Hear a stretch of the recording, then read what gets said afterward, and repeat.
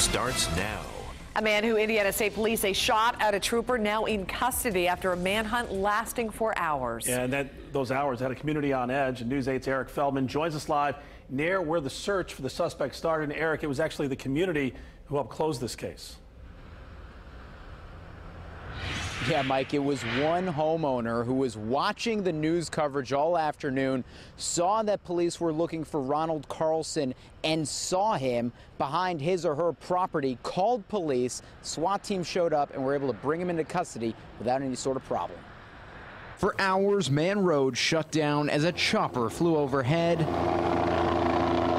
A manhunt for this man, Ronald Carlson. ISP says he stole a car, crashed it, ran from the scene, and when a state trooper was investigating the crash, fired at that trooper from a nearby woods. So much effort was put into this because Ronald Carver had proven that he is dangerous by shooting at one of our officers. For hours they searched. For hours, people who lived in that area felt uneasy. Some unable to get to their homes, others couldn't get their children from school. They are not dropping the case since it's a lockdown. I tried to call the school, they are not answering. I think there is a lot of people calling right now, which is normal.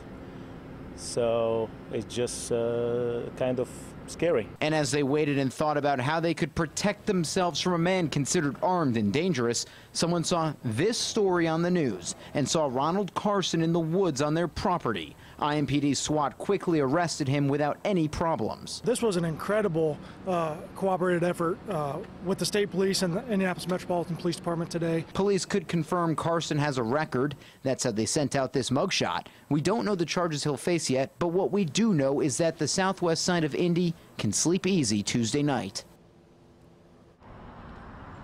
So it was hot out, and that complicated the search this afternoon. For example, you saw the helicopter that they were using. They were also using a drone, but they couldn't use the heat sensors to try and track possibly where Carlson could be in the perimeter, and that was because it was too hot out. And because of that heat, they also were constantly switching out canines to give them the proper rest and cooling that they need. So it did complicate things, but they relied on some old-fashioned police work as well as the public to bring Ronald Carlson into custody.